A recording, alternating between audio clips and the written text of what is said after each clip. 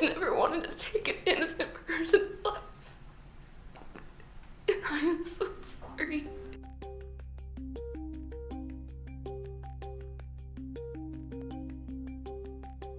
This is not about hate. It's about being scared that night. So you pulled that trigger. You intended to kill Mr. John. He was the threat, yes, sir. I thought it was my apartment. I know it was my apartment. Thank you.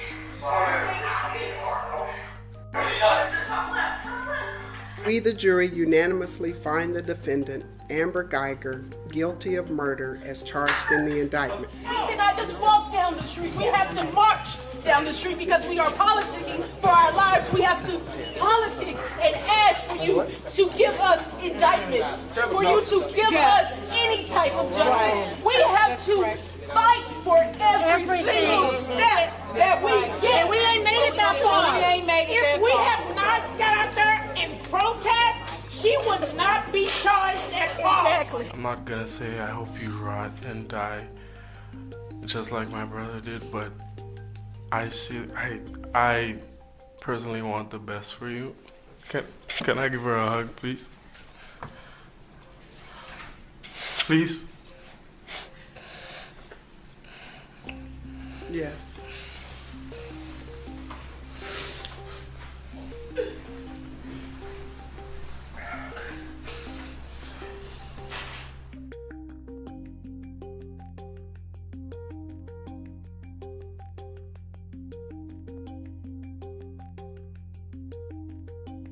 Joshua Brown was shot 2 times in his lower body. One was through and through, and the other entered his body just below the spine, traveled upward, damaging vital organs. As you know, there's been speculation and rumors that have been shared by community leaders claiming that Mr. Brown's death was related to the Amber Guyger trial, and somehow the Dallas Police Department was responsible. I assure you that is simply not true. And I encourage those leaders to be mindful of their actions moving forward, because their words have jeopardized the integrity of the city of Dallas as well as the Dallas Police Department.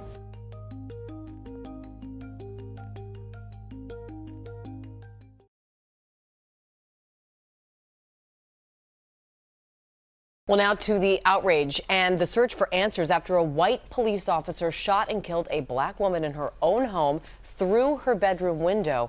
ABC's Marcus Moore has the story. Tatiana Jefferson! Overnight, protesters flooding the streets. No justice, no peace! We're tired of this injustice. Anger rising following the shooting death of 28-year-old Tatiana Jefferson, killed in her home by a Fort Worth police officer. I'm calling about my neighbor. The incident sparked by a phone call made by a concerned neighbor. In the newly released audio, Tatiana's neighbor tells police he noticed her front door was open around 2:24 in the morning and called a police non-emergency line to ask for a welfare check. I haven't seen anybody moving around. It's not normal for them to have both of the doors open this time of night. The neighbor unsure of whether Tatiana was home at the time. You know if anyone is inside? No, I'm not sure. Both of the cars are there. The dispatcher immediately sent officers to her home. This body cam video shows the moment the encounter turns deadly. The responding officer is not heard identifying himself as he approaches Jefferson's bedroom window and begins shouting commands. Put your hands up, show me your hands. Within moments, he fires one deadly shot through the window. This is less than a second. I had an expert slow it down. It was 0.6 seconds between the command and the shot. There was no time for them to perceive a threat from a weapon. There was no time for her to respond. It was reckless, deadly behavior. According to her family, Tatiana was playing video games with her nephew when that shot was fired. Now the neighbor who made that welfare call is speaking out. When I made that non-emergency call, I didn't say it was a burglary. I didn't say people are fighting across the street. I didn't say there's a drug. I didn't say anything that would make them think they needed to have a gun. All they needed to do was knock on the door and ring the doorbell. The case now igniting a public outcry. What the officer observed and why he did not announce police will be addressed as the investigation continues. And the officer who fired that shot is expected to speak with investigators about the shooting later today. And family members say Jefferson was a pre-med graduate from Xavier University in Louisiana. and she had returned home to take care of her sick mother. Robin. Beyond tragic. Tragic. Marcus, thank you. Hi, everyone. George Stephanopoulos here. Thanks for checking out the ABC News YouTube channel. If you'd like to get more videos, show highlights, and watch live event coverage, click on the right over here to subscribe to our channel. And don't forget to download the ABC News app for breaking news alerts. Thanks for watching.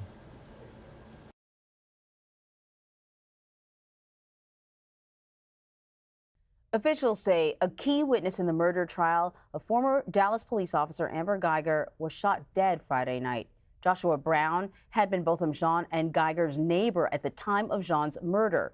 Brown's testimony helped prosecutors piece together what happened to Jean and ultimately led to Guyger's conviction. Omar Villafranca is in Dallas. Omar, what are authorities saying about this? Well, Dallas police say they are investigating the shooting that happened Friday night at this apartment complex, but so far they don't have any suspects and they do not have a motive. Now, the attorney for the Jean family is also the attorney for the Brown family, and he says his client should have been protected after testifying in Amber Guyger's murder trial. You may take your seat. On the witness stand, Joshua Brown recalled feeling startled when he heard the gunshots that would ultimately take Botham Jean's life. Now, the Jean family and their attorney, Lee Merritt, are demanding answers. To have a key witness suddenly be killed is suspicious. Was this related to the trial? There's no clear indication of that. Joshua Brown took the stand in Guyger's trial and gave emotional testimony about the night Botham Jean was killed last September. Brown said he was in the hallway when he heard the two gunshots. Could you tell if one of the voices was giving loud commands like stop, police, or anything of that nature? Yeah, but no, that wasn't what they were saying. Be advised, it does look like we have one on the ground. The shooting that killed Brown happened at a different apartment complex than the one where Guyger and Jean lived.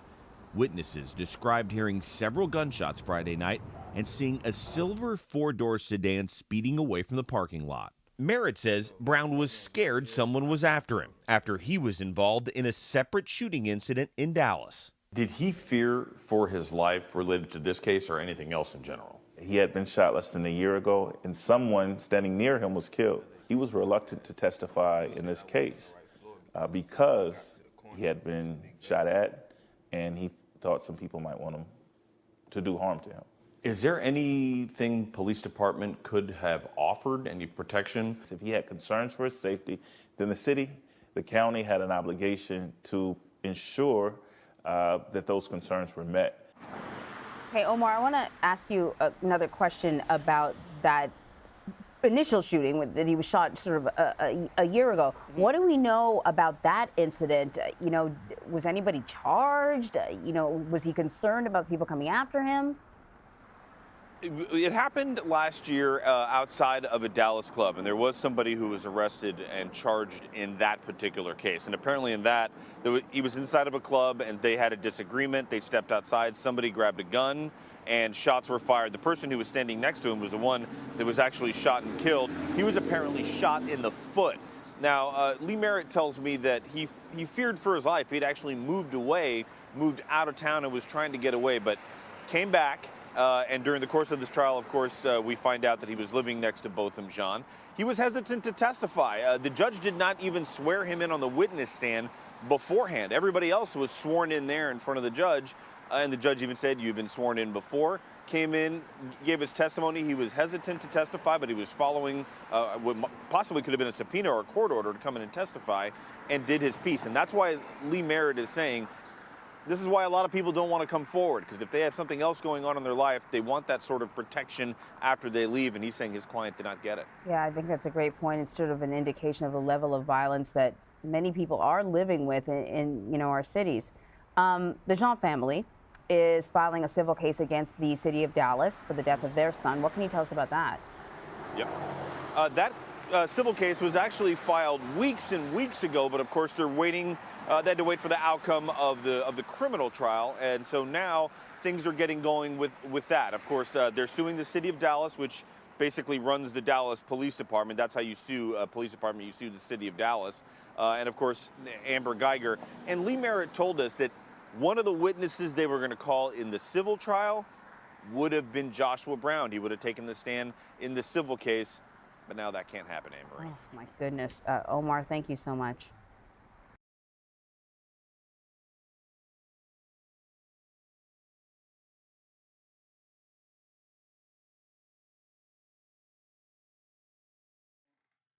So anyway, it is me, Maribi, and Rufus. Come on, Rufus. Show what you're working with. Right. This is what I would look like in the 1970s if I was in the Air Force. Right?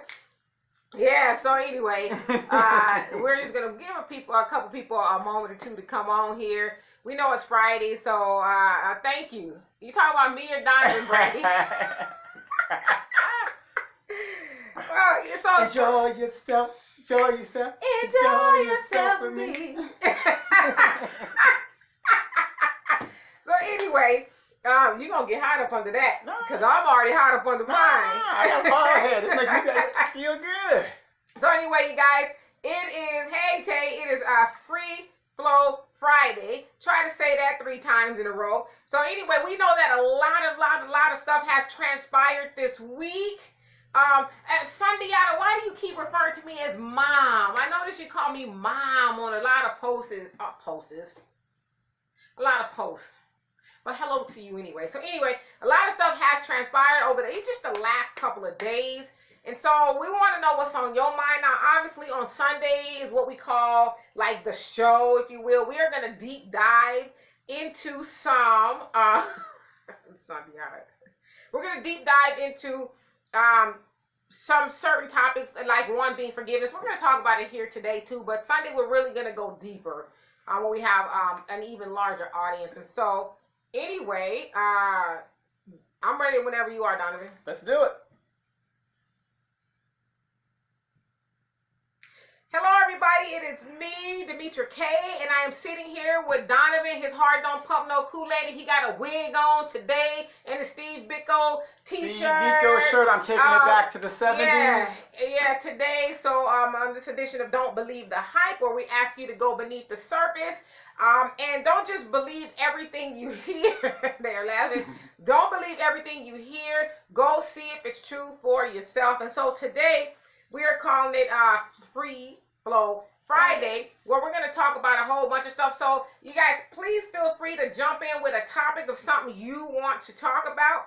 But I'm going to go ahead and lead off with, how about Amber Guyger?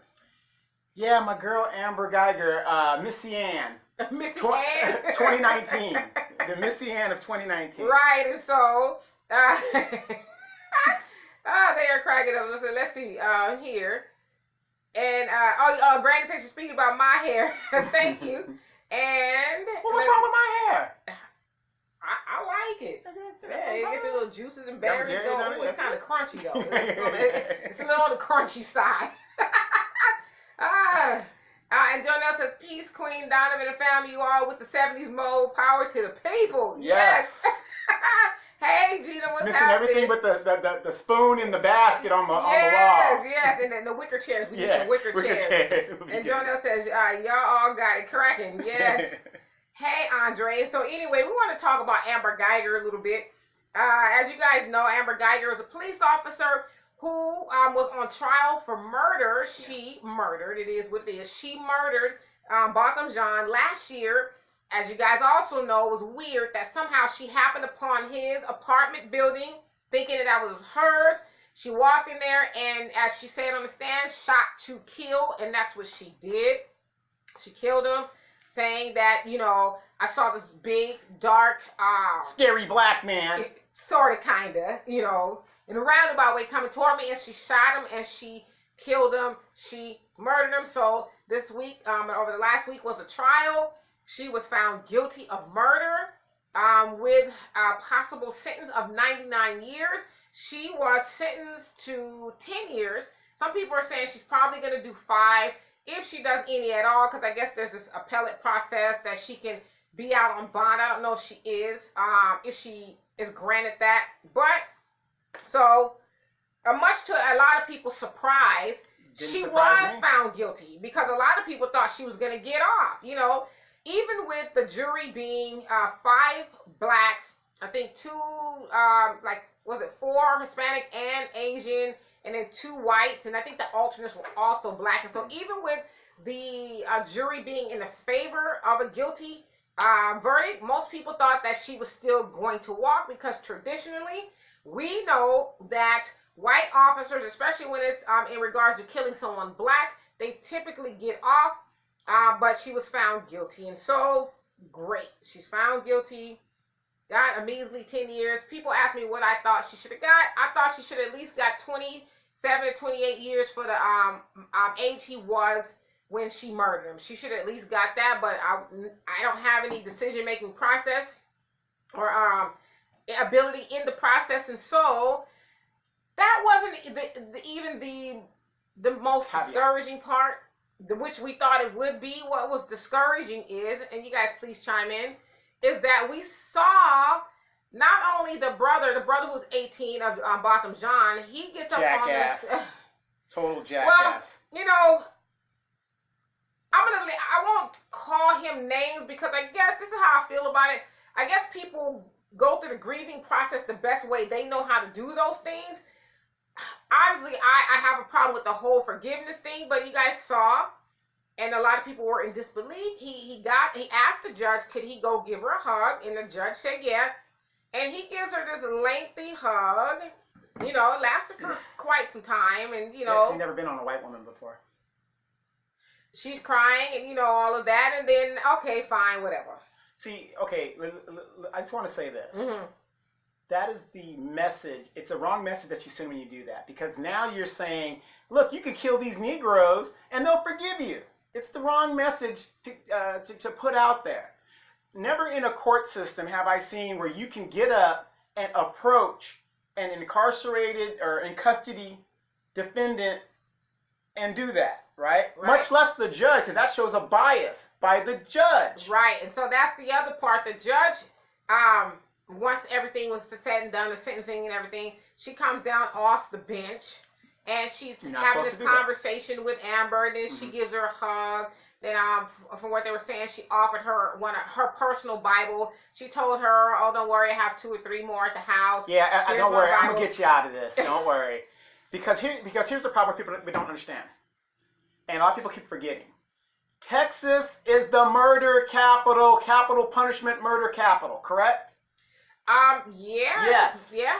They have laws on the books that there is no discretion. A black man can kill somebody for a similar type crime. Oh, yeah. They're in there for life. Well, they're saying, too, that there was a black man who killed a police dog, and he was sentenced to 45 years. Thank you. But when it comes to the white women... Right. We don't. Do you guys realize there's over 100 prisons, facilities in Texas for men, and there's about less than 15 for women? Yeah, because typically, for whatever reason, it was more men committing crimes, but now women are starting, I guess, to catch up. I know, especially out here in California, black women are starting to be on an uptick as far as and Hispanic and incarceration. Mm-hmm. Well, they said specifically black women. Yeah, but it's mostly drug offense. Right, like prostitution and that kind of stuff for whatever reason. And so the judge, hugs her, and they have a pretty lengthy conversation. She not only hugs her once, but she hugs her twice. And so everybody was just blown away by that. Like, wait, and then we're forgetting, because I was trying to give it the benefit of the doubt, but we're forgetting the bailiff, who was a black woman, goes and she strokes her hair. And so I'm thinking, okay, surely... Don't worry about it, Miss Ann. But I'm thinking, surely she's looking for contraband. Maybe she's checking for contraband, before she goes back there. I'm like, there's no way this lady is honey, it's gonna... Yes. It's real crunchy. Honey, it's gonna be all right. I'm thinking there's no way she's doing that. But so you got all these court gestures, because that's what they are at this point. You got all these court gestures doing the most for this white woman who has been deemed and condemned. Back in the day, they used to call prisoners the condemned. Right. She has been condemned as a murderer, not a jaywalker. Or somebody who did something or made a mistake. She's been condemned because they could have found her guilty on manslaughter, involuntary, whatever. Yeah. She's been condemned to murder, and they're treating this woman like she is a deity. Do you know what really shocked me? The father gets up and says, the daddy. Let's be friends. And then they said, well, my brother would want you to be free. That's bullshit. I think your brother would want to be alive. My thing is, why didn't y'all say all of that before the lady went on trial? You know, why y'all just not saying that? Because now y'all, it's hitting home. Let's look for that check. Let's look for that check. It's hitting home that now she's going to go, do some time. So y'all going to get up there. And I, try not to use the C word because we get in trouble. But it is what it is, right? I want to say it's devastating, but it was just like, are you serious? Look for that pay period. Look for that check. That check is coming. And so Tay says, what a bunch of bullshit. The sentencing of that murderer. Yeah, it was just like, oh my God. And Andre says, all this hugging and hair stroking, totally unprofessional. And I think that's what a lot of people aren't really talking about. That is unprofessional. It is unprofessional, and then they're not upholding the rules of what's going on. That butter biscuit eating black woman judge, because I'm just describing what she's a black woman judge, had the nerve to bring up the, what's it called, the hotel? Castle rule. Yeah, the castle rule. The castle doctrine. How are you a attorney or a judge and you don't know the castle rule has no effect when you're in somebody else's house? Well, some people are saying it was a good strategy for the judge because had she not allowed the jury to take that into consideration, her team could have came back and appealed saying that she wasn't offered all of the options. So they're saying that was the strategy on the judge's behalf. But you weren't in your house. Right, but... So that would have been thrown out even if she did. They went on the premise that she thought she was. So they wanted to take... I mean, I get it. Yeah. It is actually a smart strategy because they wanted to take anything off the table because anytime you appeal something, an appeal is done on new evidence, not something that was old. And so that would have given them an avenue to say, well, that wasn't on the table, so we want to appeal on those bases. And of course, that appeal would have been denied, but the fact of the matter, I know where you're going with that. Right, but it was scary for a lot of people because they thought, well, maybe they would consider and say, well, she was standing her ground. Yeah, and it's kind of scary as a black person to think about that. Now these police officers can come into your house, murder you, and then say, I was afraid for my life. And that's what a lot of people, and I'm going to get to you guys' comments, a lot of people was afraid of that as well because that would have set precedent in that, if that, I guess it's never really that whole ideology of, well, I thought I was in my house, had never been to the court like that before, so had it passed, then other people could have said, well, hell, I thought I was home, and so I shot him. Well, what I want to know, is what your girl Kamala, Miss White Supremacy Tool, had to say about this issue. I haven't heard about Kamala. Isn't that funny? Kamala in Corey, a minute. Any of these butter biscuit eating Negroes. None of them. Right. And Tay says, I just don't understand why the judge and bailiff had to act like mammies to that white girl. She didn't need a hug. She needed life in jail. Yeah, because my thing is, as we've all asked, well, how many black people have they come off the bench and hugged and stroked their hair and said, oh, baby, it's going to be all right now. It's just like, it was almost like, is this real? Is this fiction? Like, are we watching something that's actually true? Because this is not making any sense. Like, who is this woman? Is it Jesus' daughter? I mean, who is she? Here's a woman that was sexting. There are all these clues that you're not in your house. But see, what did I say a long time ago? And I say this all the time, everybody. There's a problem in the police training. They are training these people to be afraid. And execute people. If the military was trained like that, there would be no way we would function. Right. No way. Well, no, and we're not saying be tough. We're saying you can't go in there saying my life matters more than you. Well, especially you can't do that and go in somebody else's house. And then Brandy says, I feel they were trying to mindfuck us message. Be docile. That's exactly what it does. Especially when we are telling it like. I don't get, yes I do. Lately I do get mad a lot, but I get mad because some of the stuff I see, like I've seen a lot of people try to explain why forgiveness is necessary. Well, Jesus said this and the Bible said this. You mean the same Jesus in the same Bible that they was whooping our ancestors' asses in the name of? That Jesus? Is that the one you talking about? And so here we are still in 2019. Being docile and trying to find ways and reasons to excuse Massa for doing the most to us. Wait. I got a question. Has the Goldman family forgiven OJ? Right. Or the meme I put up the other day, R. Kelly. R. Kelly, yeah. I mean, where's the forgiveness for that? Well, he didn't kill nobody, right? I mean, I'm just saying, if we and OJ didn't kill anybody either, but I mean, they're still taking his stuff. Where's the white forgiveness? Oh, how about your brother or your sister you ain't spoke to in 20 years because y'all didn't agree on the, grandma's potato salad, 20 years ago. Sarah Cruzan, these girls that shoot their pimps, and right. What's her name, Brown, the girl danced with Centoya Brown and Yeah, stuff. right. What about the forgiveness for them? Right. And Jonelle says, no justice comes truly from a system rooted in injustice. Who hugs their family's killer in the name of Jesus? Like, who? Thank you. Who does that? Thank you. And I've had people say, well, don't you think you need to forgive to let go? Listen, Hell no. I don't have to forgive you and still be able to let go and move on with my life. Yeah, I would never say I forgive you for something like that. Because nothing we can do is going to bring our loved one back. Yeah, I mean, I'm going to forgive you for what? And they say, well, forgiveness is not necessarily for the other person, it's for you. No, that's bullshit. It is for the other person, especially in the case of Amber and the judge and everybody going to hug her. That was for her. That was comforting for her. I just don't want you to feel bad and oh gosh, you just going to take it like a G. It's going to be all right now. No, I don't want you to, don't you fret now. So I'm going with the Don't worry, no, don't worry, Missy Ann. Don't worry. Right. Hey, Marcus, she said, what does my brother got?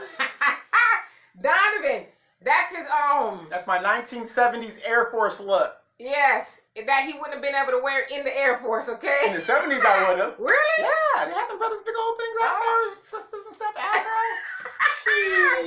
He's gone back down memory lane. Yeah, back down. It says, did you see the brother and the jurors in Good Morning America this morning? I didn't see it.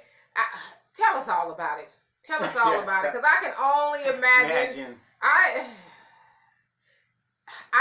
don't even have the words. I don't. And Andre says from Chicago, and no, this behavior isn't in our black nature. None of it that happened in that courtroom that day. And it's like,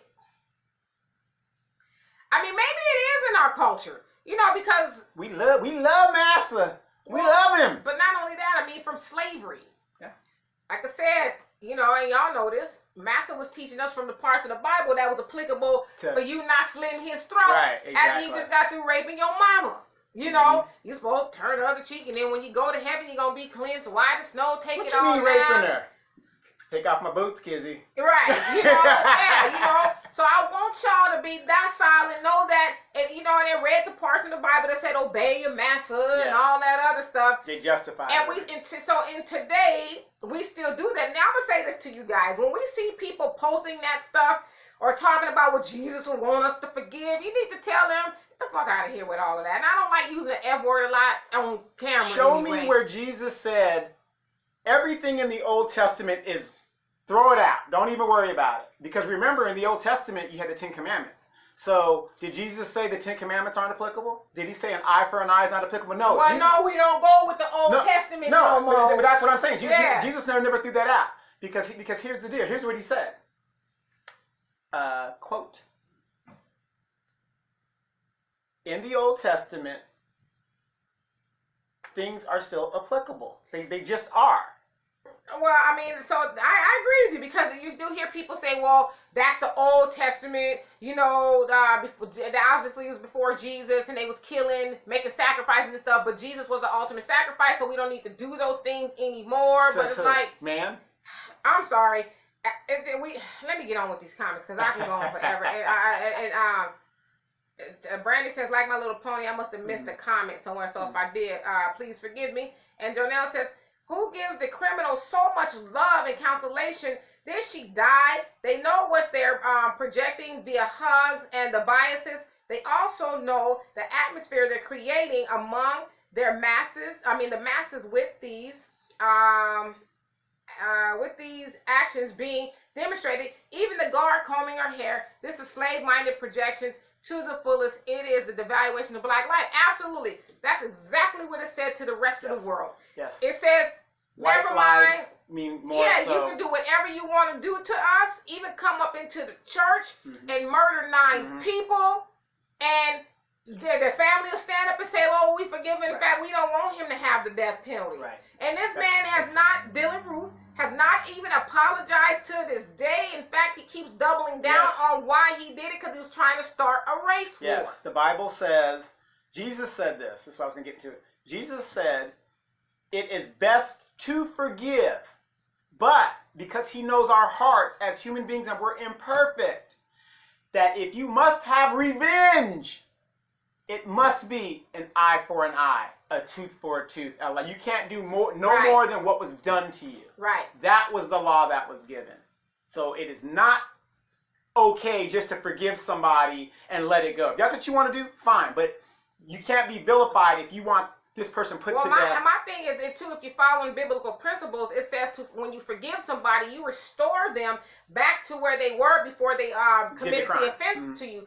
Now, how many people can actually do that? Because me restoring you as a murderer of my brother back to where you were before you did it does not bring my brother back. So, to me, that whole forgiveness process is skewed. And didn't they find on her text messages where she said, I can't wait to join the white supremacies? Right. Well, she said she was a racist. She wanted her some racist German shepherds and all this other.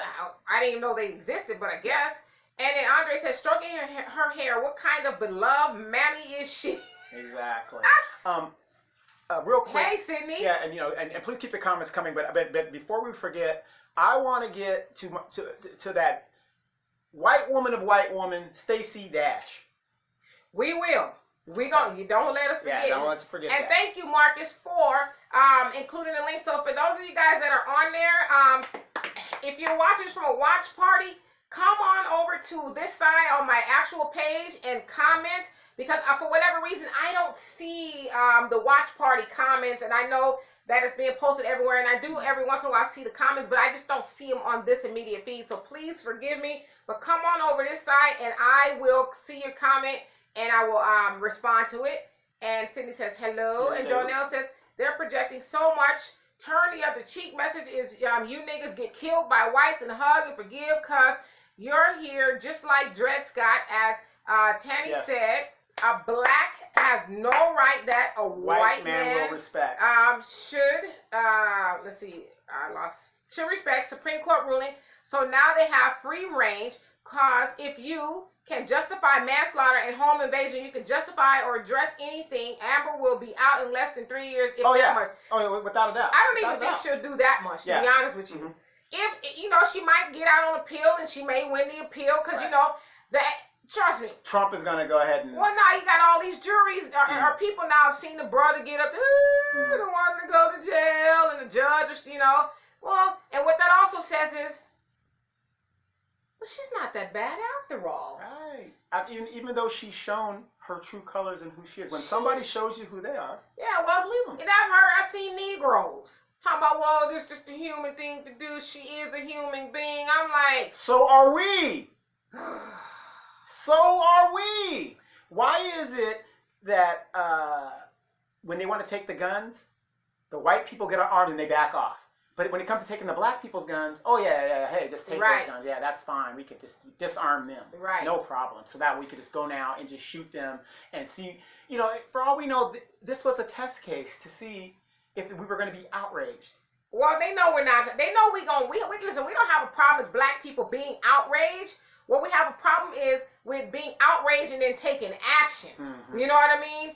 Now, a lot of people also said, too, that Botham Jean's family is not from over here. They're from St. Lucia or something like that. So maybe they have a different way, of doing things. And plus, they were very engrossed into the church. It was known that Botham Jean led the choir and was, big time in the church and stuff. So maybe... The man was shot eating cornflakes. Well, we know that, but I'm saying... Home.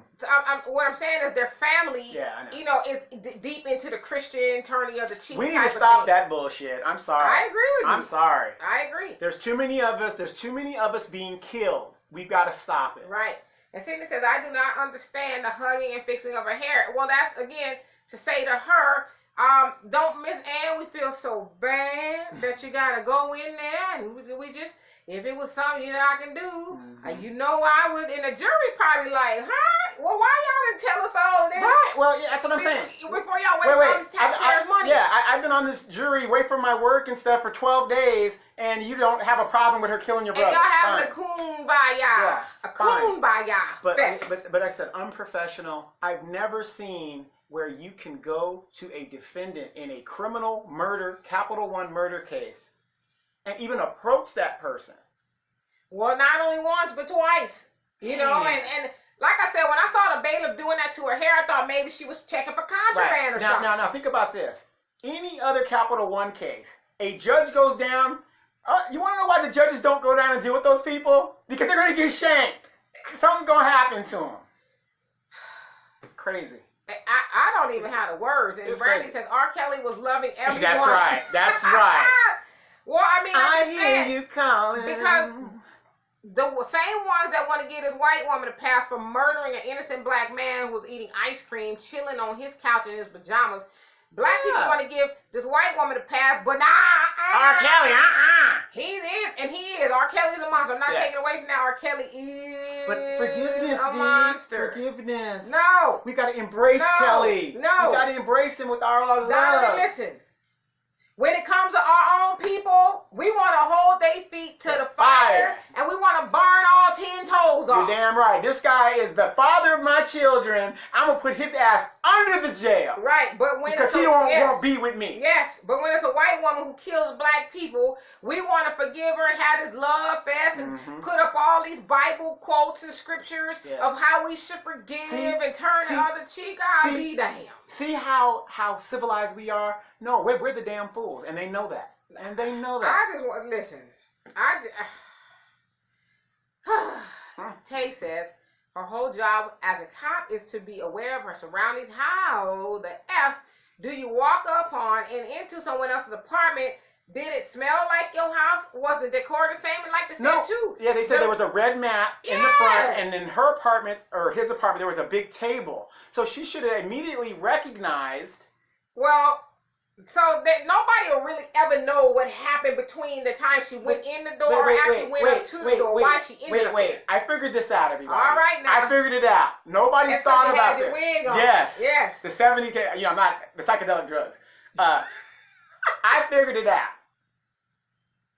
Okay, if he was on the couch, how did she enter the door if she didn't have a key? That was his snow bunny. That was the side chick. Well, some people say, I don't know how true it was. How did she get into the apartment? I don't even know if it came up in the trial, but I've heard some speculation, not confirmation, that could have been the case. They said she lived directly under it. Nobody really will ever know. Okay, no. Think about it. I just worked a 13-hour shift. I don't know what that had to do with anything. You work a 13-hour shift. You're coming home. I take my key out. I stick it in the door. It shouldn't work. I don't know if it's the wrong apartment. Did she say that her key worked, or was it already open? Is when I think they were trying to say. But even if it's already open, you're supposed to be a trained police officer. Something is not being. Something's missing. That's what I would say. And you guys, again, please, if you're watching from a watch party, come on over to my page and comment from that point, because I, for whatever reason, don't see the watch party comments. So. Brandy says no, no microwave forgiveness. Right. Brother Larry Rivera, I watched his live and it was awesome last night. And he even made a good point. He says, listen, why not? Whatever happened to just waiting 3 days to say, okay, let me think about this whole forgiveness thing.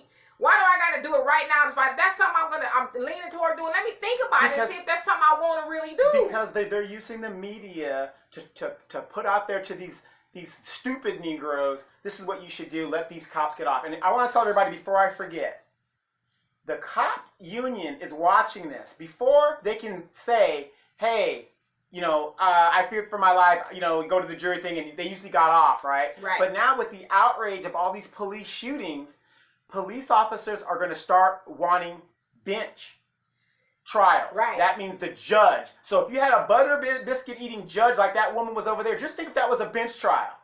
She would have dismissed the charges and said, that's scary. It's okay. And you know what I mean? And that's what's going to happen next. That's how these cops are going to get off, because they don't The union is going to tell them, you do not want a jury trial, you want a bench trial. We've already got the judge in our pocket. They're for law enforcement and stuff, and so that's how you're going to get off.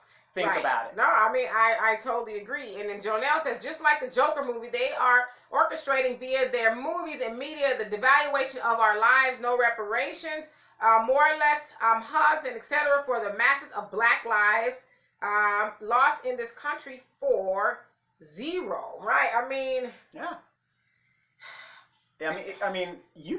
We as a people need to be afraid. Why can't we just go to the United States and do a treaty like the Indians have done so that we can be a sovereign nation within ourselves and within individual states so that we can just govern ourselves? Well, because... Well, I know. Yeah, I'm going to say, you know why? Because, even if that was an option, which I love that. Yeah. You know, Honorable... Elijah Muhammad, Marcus Garvey, just Farrakhan, a lot of people, alone. They've talked about that, giving us a land of our own, but the problem is it's not them.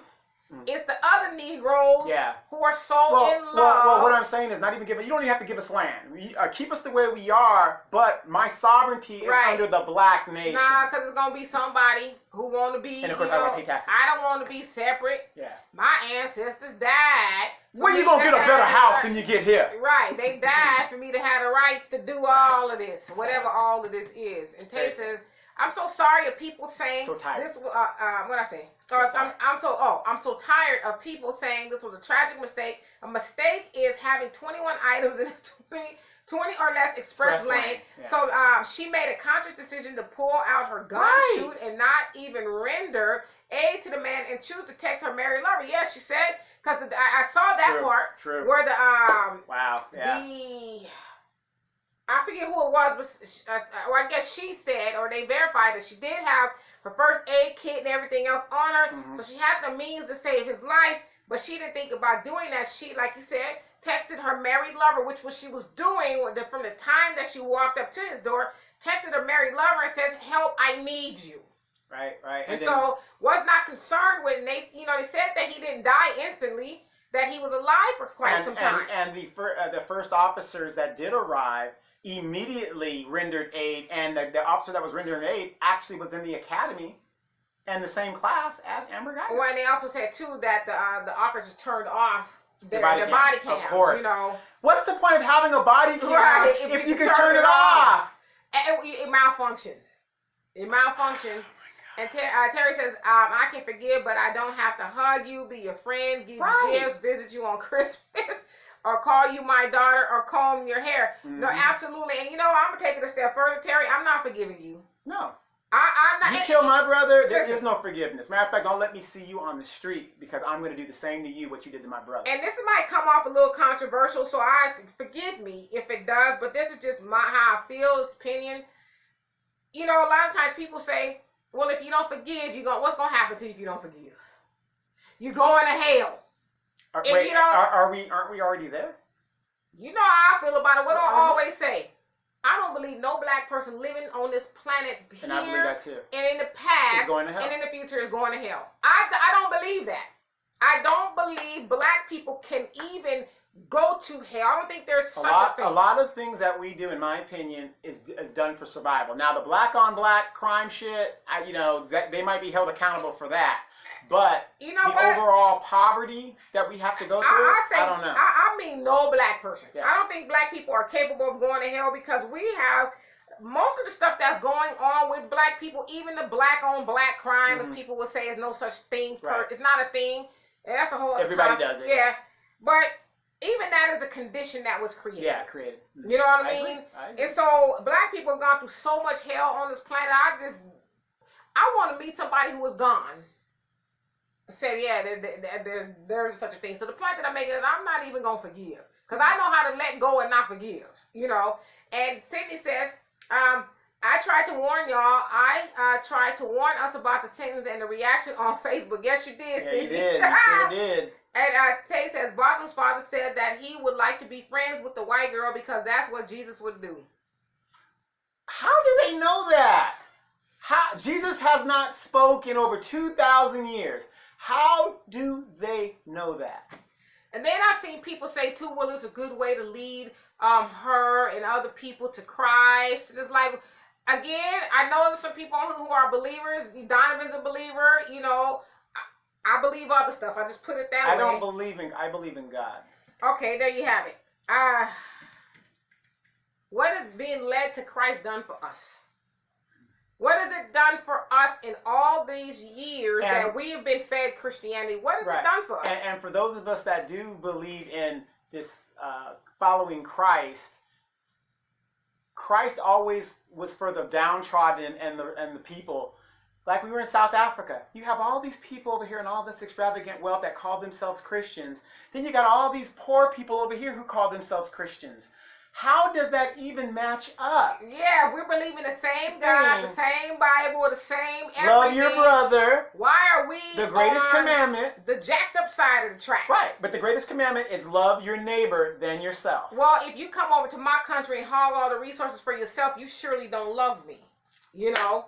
So that right there, you know. It. And hey, De Leon, you say the shit, although infuriating, is a good wake-up call to how deep the sickness is. I'm disappointed in the father and the brother.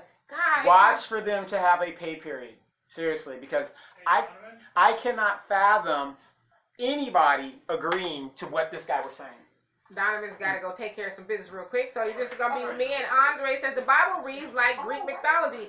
Absolutely. And those of us know, you know that the Bible is really an adaptation of the things that happened in, you know, ancient Egypt and things like that. So, I mean, again, I'm not trying to discourage anybody from following the Bible or Christ or any of that kind of stuff. But at some point in time, we have to really just start using our brains and start really thinking that if Christianity is good for black people, why are we still in the same situation we've been in since we've gotten over here? How come we can't put two and two together and say, all right, this is the same religion, same Bible that Nat Turner turned up on. Nat Turner, when he found out the truth, he was like, wait a minute, we need to do something else. So how is it that we are following the same religion, but yet we don't have the same reality? That, like, we need to be able to put those two things together. And Cindy says, just practice Judaism or Islam. Well, you know, like for me, I believe in there's a higher being. I subscribe to the laws of the universe, God, and all of that. I don't consider myself to be religious, although I have been in the past. And Terry says, true about the Old Testament, Demetri. You have to rightly divide. Yes, 2 Timothy 2:15 says, rightly study to show thyself approved, rightfully dividing the word of truth. I tell people all the time, I do know the Bible a little bit. A little bit. But you're right, and I think if most people would just follow that scripture alone, that would answer a lot of questions. But unfortunately, you have a lot of people who sit in church and they don't rightfully divide the word of truth. The pastor can tell them anything and they follow it instead of saying, okay, I've been a parishioner, is that what you call it? This church for 20 years. They say that the building funds and all this is supposed to do X, Y, and Z. But as I come to the church, the community that the church is in is dilapidated and shambles. Sister so-and-so still catching the bus. And when did the Lord ask anybody to build the Lord this big old church that he needs? If the Lord wanted the big old church, he built it himself. Yes. That's just too much like common sense. Right. You know? I mean, he'd make a way. Like I said, where you're at in Rubidoux, that big old parking lot could be used to Well, they've been building another, what is it, a parking lot or a church for 20 years? No, it's a parking lot. They're supposed to pave it. Yeah, for 25 years or so. 30 years. Yeah, this church is supposed to be building. And this church, the pastor has been on TV. Yes. And he used to be a drug dealer. See, now you got Well, that's his testimony. That's his testimony. I know. All he did was take a power of his mouth of speaking, pimping, and moved it to the evangelical side. And hey, Charles says, I feel we have forgiven them for slavery, and to this day they are still doing us bad and have no remorse for what they still do. I don't forgive them for slavery. And I want my money. There's a lot of Negro apologists out there, if you will. Well, slavery it's over. Yeah, we know, and I need my check for free work. We need to pull ourselves up by the boot. There's Negroes saying this, okay?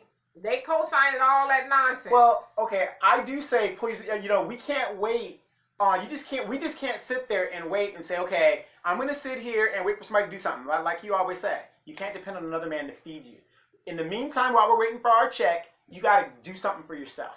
I wholeheartedly agree with that. But the problem that I have with the whole pull yourself up by the bootstrap argument, and again, if you guys are watching it through I was about to say a house party, a watch party, come on over to this side on my page, click on so you can comment. The whole problem I have with the whole pull yourself up by the bootstraps ideology is that it doesn't tell the other side of the story. Right. Because when you say tell black people to pull yourself up by the bootstraps, that makes the assumption that we've never done that before, and it negates the part of the story that we've not only been pulling ourselves up by the bootstraps, but we've been doing it even with white supremacy with their foot on the shoelaces. We've been doing that, and so when we say pull ourselves up by the bootstraps, tell the whole story. Right. Don't make it seem like black people are just lazy, because we're not. Right? As I said, we're not lazy, we're just disappointed. Yes. And we're still here, thank God. And Cindy says we are indoctrinated by religion. Absolutely. I mean, you got some people, they scared to say anything ill, or maybe not even ill out of maliciousness, but just the truth about the pastor, because they think the doggone ground gonna open up and swallow them up. Yeah, I'm a Catholic, and but I'm not religious. I just tell people I'm not religious. I've been indoctrinated with Catholic religion, right? I don't understand how you can be in a church, the deacon is screwing the parishioners, the parishioners are coming in there, these young single girls having babies, and you're ordaining the babies and all this stuff in the church. One bad apple, I think it was Paul that said that, one bad apple spoils the bunch. Right, but see, the other part of that, I think the Bible leaves off, and if you guys have never seen the movie The Apostle with Robert Duvall, please watch that movie, because a lot of times people look at the pastor as a deity, but the pastor is still a man. He's still human and is able to make mistakes. It is us that sees him as Christ. Not Christ-like as people are supposed to be, but we see him as Christ, and he's infallible, he can't do anything wrong. And then when he does something wrong, then that messes us up, when our whole faith in God was never supposed to be rooted in man. It was always supposed to be rooted in God. Right. So anyway, and Terry says, where was the scripture that Donovan said? So it was about the eye for an eye. It's in the Old Testament. Deuteronomy somewhere, maybe? Yeah, it's in one of the first three books. Deuteronomy or Leviticus. It's one of the other. I know for a fact it is in the Old Testament. And Jonelle says, who has shown remorse for Black Nation as Amber shot that brother with zero remorse because the main concern was her job. So who has been remorse for the clear and evident mental slavery from, let's see, oops. These buttons are so small. Let's see, remorse, mental slavery from the white rape of us. Whites not even remorseful to make amends via reparations and separation, more or less any other method of atonement. But they're still killing us after 400 years and counting, and our foolish black asses are giving forgiveness and hugs. Too many black lips on our killers' asses. Amen. And that's it in a nutshell. I cannot have said it any better. And doesn't Jesus ask us to use wisdom? Because we keep, quoting all of these scriptures and stuff, but he asks us to use wisdom as well. And it's not wise to give the world a perception that black people's lives do not matter. Mm-hmm. And that's exactly what it says, as to your point, where you see black people who are the victims absolving the murderers of them being a murder. That's what it says to the world. It's not that bad. Hell. But none of those judges hop their ass off the what do you call it? Bench. The bench. When that black police officer in Minnesota killed that white woman, he is doing 20 years. But isn't it funny how the blue line doesn't apply to black officers? Right. Isn't that strange? And the black cop that killed the little boy in Louisiana. Isn't that strange? I didn't see not a judge, and I didn't see their families. Matter of fact, the white woman's family's like, good, that's what he get. And not only that, they wrote her family a $21 million check. So where was the forgiveness and all that? But it's us. We gotta forgive, forgiveness is what we do when we do that, especially in this situation.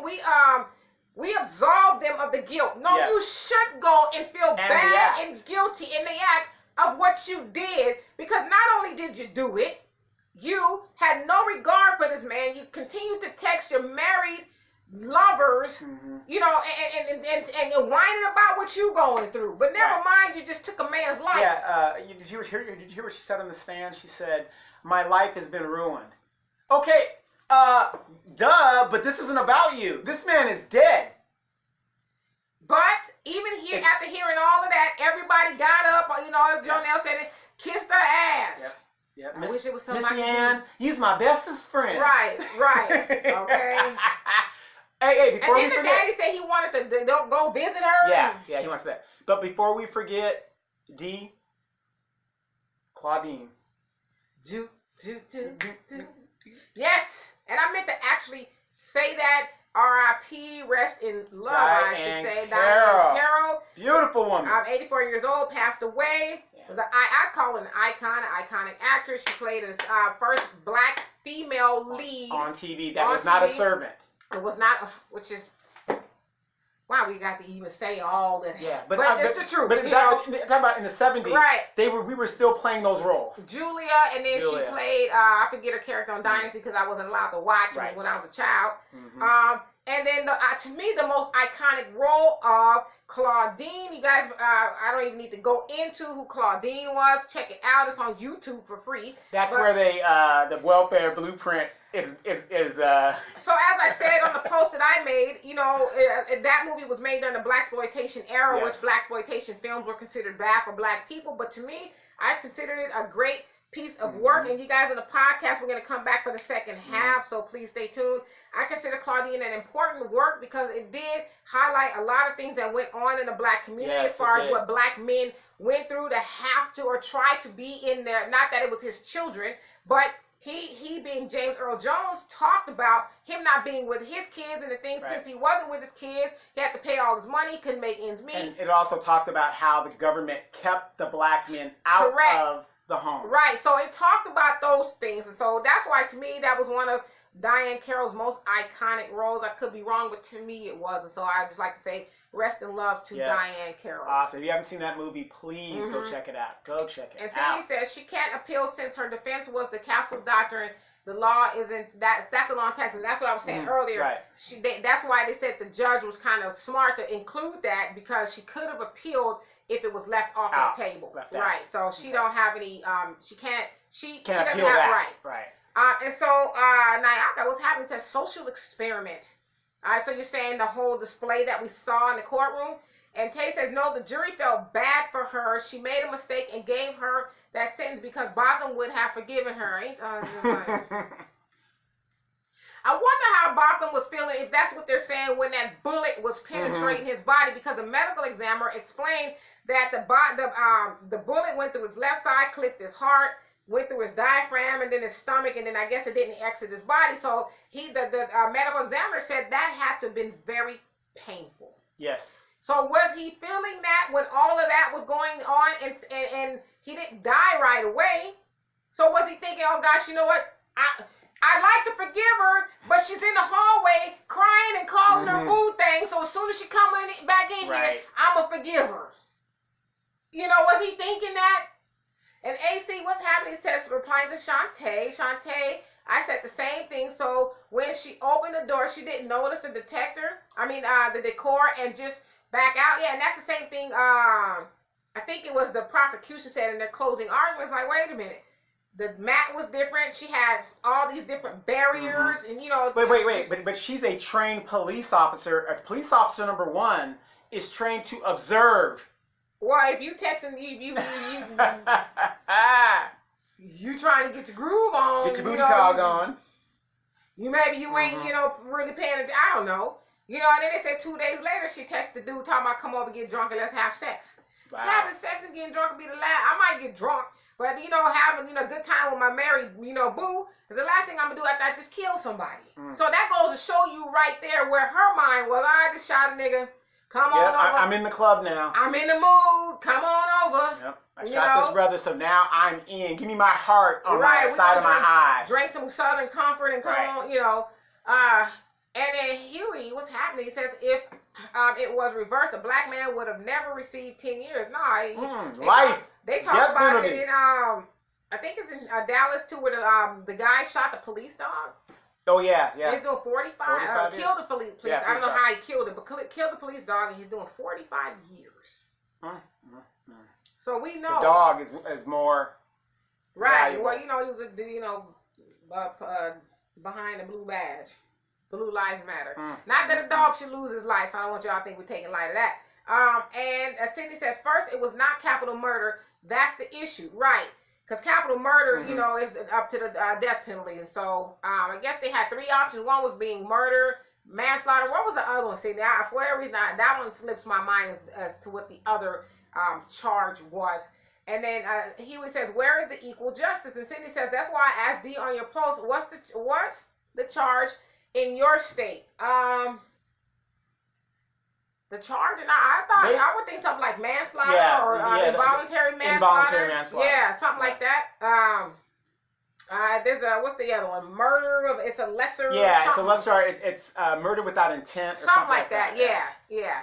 And then Jonelle says, nobody but fools embrace the killers of the people and ancestors, especially the family members. She should have lined them all up except for the mother. Would they forgive the killer of the families? And whites went to war on the basis of a lie. I mean, she did. She lied the whole time. She even said that he got up and she shot him. Right. Medical examiner's like, that's impossible because you're 5'4", he's 6'2", and the bullet came down. So you're lying. So she just lied the whole time, and here they are forgiving her. Like, it'd be one thing if you're going to forgive her. She was honest. Look, I'm sorry, I made a mistake. Then told the truth. But y'all forgiving her on a lie. And Tay says, Donovan, the door didn't fully lock. That's why she was able to open the door. That's what I thought. See, but what they're not telling you is that was his side piece, and the door never locks. Really? Because he was expecting her to come in there and then give up that ass. Ugh, Lord. You know what I mean? Yeah, Donovan has lost it, Terry. Yeah. And Cindy says, no one is blaming the state. They introduced the evidence of the door being open, which took away felony murder charge. Right? So, because that's what they said too. It wasn't like a breaking and entering. It wasn't, a forced entry, anything like that. It was, for whatever reason, already open. However, it got open. Right, but that still does not give you the right to shoot a man eating cornflakes to death. And that's another problem in their training. In the military, in a war situation, we're trained to shoot to kill. Fine. But in these urban settlements, since these aren't declared wars, we aren't trained to shoot to kill. You're trained to maim and move out. That's assuming that she wasn't. She said she was trying to shoot to kill. That's what I'm saying. Yeah, she was trying to shoot to kill. But you're not in a environment. You're thinking you're home. Okay, but now let's just listen to this. You've seen most of your colleagues get away with murdering black people. Yeah. So, I mean... That's the problem in the training. Yeah. The police officer is supposed to serve the community and protect the community, not murder the community. Right. There's a problem in the training. I'm a trained military guy. I have guns in here. I'm going to say Wait, I have guns in here. Mm-hmm. I'm not going to take my guns. I come down to my neighborhood. Yeah, some of the houses look the same, right? But I'm going to key in on clues, common sense, and say, well, this is out of place. And, maybe I did walk into old girl's house by mistake. And, whatever. But I'm not coming there to shoot to kill unless an aggressor has come toward me or is shooting at me.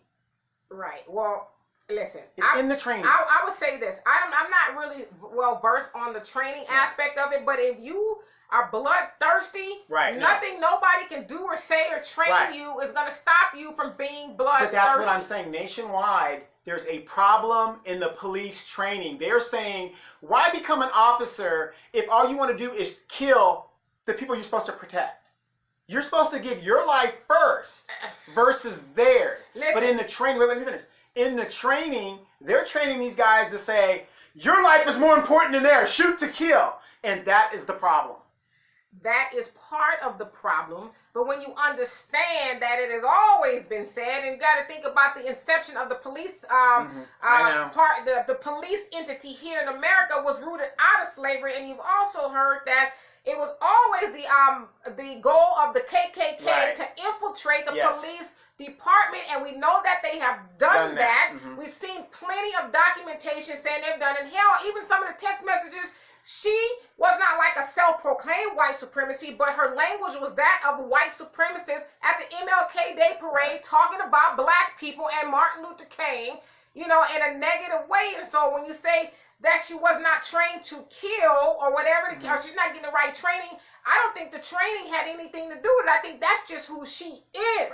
Right. But a lot of that's just what I think. Well, you know, and the reason I say there's problem in the training because this phenomena is happening all over the United States. It's not a phenomenon, though. No, I understand. Yeah. But I'm saying that edict is happening all over the place. Right. Where they're shooting to kill first. Right. And it shouldn't be that. They've always shot to kill. Right. We're just no, black people. They've always shot to kill black people, but we're seeing it more because people are now Big Brother is everywhere, if you will. And so AC said the drugs, black female judge, are they drugs? A black female judge that is I remember that. So what you're saying is they remember that when they drugged the black female judge? Yeah, she was biased for her brother. Yeah, she was biased. Some for her brother gave her brother some paperwork. Yeah. They dragged her ass out of there. Dragged her out of there. She's in jail. Mm-hmm. Right. Well, she did 60 days. I think she's out now. But you know, come on. Yeah. You know, and Terry says, I can forgive, but I don't have to hug you, brush your hair, give gifts, eventually be a friend, or visit you in prison on Christmas Eve. Yes. And Andre says, liberal America isn't for the black population. Sydney says, the sad thing is the jurors did not see the hugging and fixing of her hair. So imagine if they saw it right. But that's what I'm saying. Why not do all that in front of them? Just let them go home a day early and just be done with it. Yeah, just shake their hand and say, have a nice day. We'll see you. Jury, listen. Why not get on the stand and say, hey, you know what? She killed my brother, but I'm okay with that. Because Jesus will want me to be. That's right. Please, just don't. Matter of fact, don't. Even the prosecution was probably like, huh? Sad. And and as long as we let these guys get away with this bull and they project this stuff, they're gonna think it's okay to shoot right. black people. And again, if you guys are watching through the watch party, please come on over to my page and comment. And Jonelle says, we all know the difference between a 3 and a 4, and how many times did she see the 4 before she got to the door? Also, she may have been in a relationship with the brother. Yeah, that's what people are saying. If you leave your door ajar, you're expecting someone to walk in after you and sat on the couch communicating with her, and she shot him. I mean, some people speculated that's probably. Homeboy said, "Bitch, it's over." Maybe she said, "Ka-ka-ka-ya." I've heard that too, but nobody will really ever know because that's where the missing link is. And so, let's see. And Sydney says, Tay, I saw the video a few hours ago. I was shocked by the juror's statement. I need to see that because I haven't seen any of that stuff at all. And then Tay replying to Sydney says, I was mad when I saw the interview. Mad. Oh, Lord, I got to watch this. And Terry says, I'm a saved man and I wouldn't hug someone who killed my loved one. Did Jesus hang out with Judas, or did he expose him? Jesus surrounded himself with spiritually minded people. End of story. He did, but Jesus hung out with a whole host of people. Despite not saying what everybody thinks that he was just with the holy, he hung out with everybody. But speaking of, these white women and stuff, your girl Stacey Dash. Let's do a Stacey Dash. So let me read the rest of these comments, and we're gonna get to Stacey Dash. But I commend you, Terry. You guys all know that I'm not. I'm saved for other reasons, but I don't go to church. I don't partake. I don't partake in religion, if you will. So, and I don't try to discourage anybody else from doing it. And Cindy says, I'm still on Why Donovan. I was looking like Easy E. This is the way I know you like it. So much freaking I like it. And he says, Christianity is made to oppress blacks. Yes, it absolutely. is. To oppress us and keep us docile and wanting and hoping. One day when I'm dead, I will be up in the heaven. And now the pastor says, I'm in heaven and I need a mansion.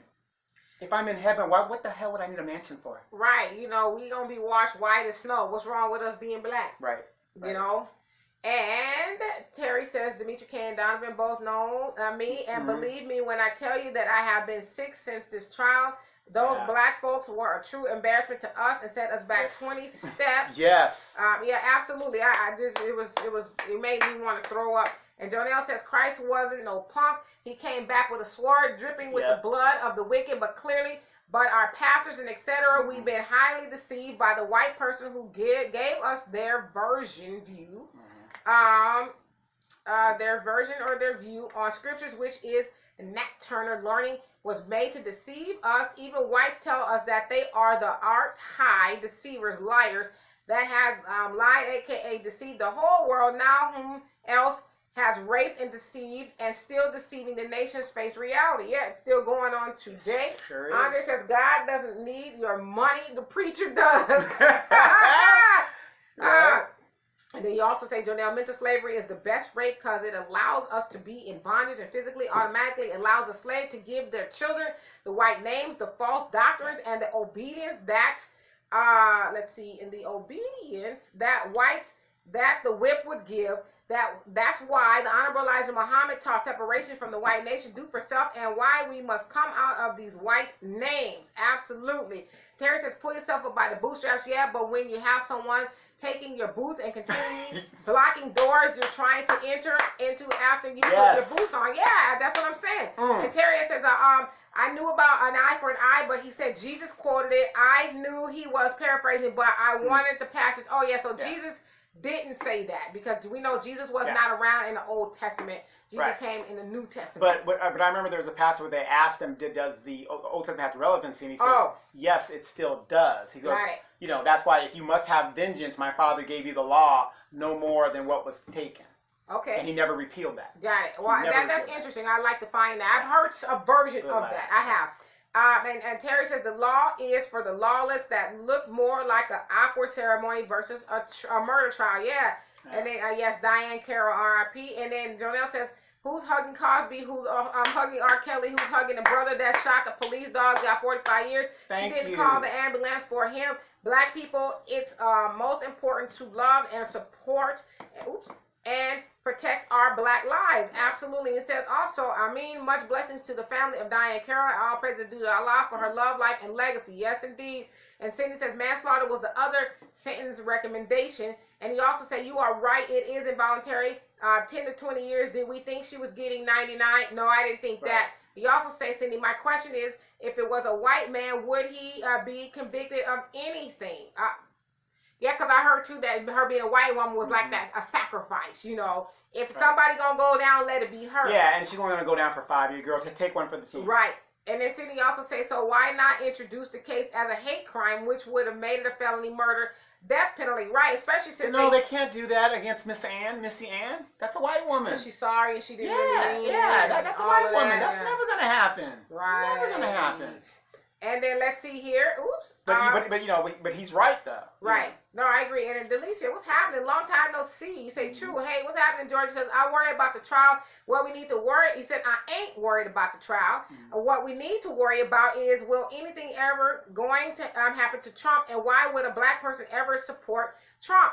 And that's the other thing too, George, I think is unfortunate because not that say that Botham John was a distraction. He wasn't a distraction, but to your point, we're all wrapped up into all of this stuff that's going on, the forgiveness and all that. But Trump he's like facing like real impeachment now, and nobody's really talking about that.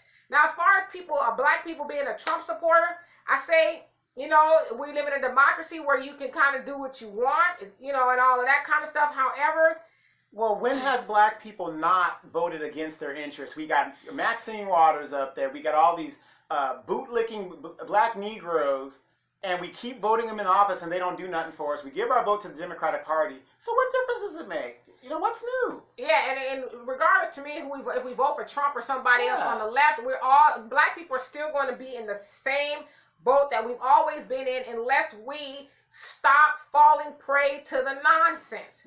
Because neither party cares about us at all. Right. None of them. Neither one of us care about us at all. We need to get progressives in there that are actually going to do their freaking jobs. Right. If 30 years working on reparations, Maxine, and now you're going with sound bites, and then everybody jumps on the Kamala Harris. We dogged her out the first day. She was That's done. Like I said, I don't even hear anything from Kamala at all. You I know? know last time I heard she was raising money. But Ricky Smiley, come on, get behind my Sororo. Yeah, no substance whatsoever. He You're ain't telling said nothing else. He hasn't said nothing else since. I think they took his show off the air or whatever. I'm not saying, he deserved I think that. He got a show on air. But you know what I'm saying? We keep getting behind these right. We keep falling for the banana in the tailpipe, and right, so whether you're a Trump supporter or not, I mean, does it matter? Well, we need to. I'm not a Trump supporter. I will say that I am not a Trump supporter. But I think we need to get behind. You barely vote. Right. Okay. I do vote, no, but smart woman. Yeah. We need to get behind one candidate that's actually going to help us. And the city says Stacey Dash is about to get her wake-up call. So so now we're talking to Stacey about Stacey Dash. Jonelle says Stacey Dash is the product of her own self-hate and destruction. She still marking herself as white. She, like those who hung Amber Guyger, are partakers of their sins and their plagues. We need to exodus on all levels. ASAP, we need our own cause the white nation owned and ways are pure hell on the darker nation. Absolutely. And then Tay says, FYI regarding Stacey Dash, they dropped the charges. Yes, they did. Her husband went and bailed her out. So nobody's gonna get in trouble for it. So is she going back with her husband? Probably. Because here's my thing. Why are they in an apartment in Florida? Why are they in an apartment? Yeah, why are they in an apartment? Oh, I didn't know. And remember, she filed for indigenous status. Oh, I know she's not indigenous. I know what you're talking about. That she's broke.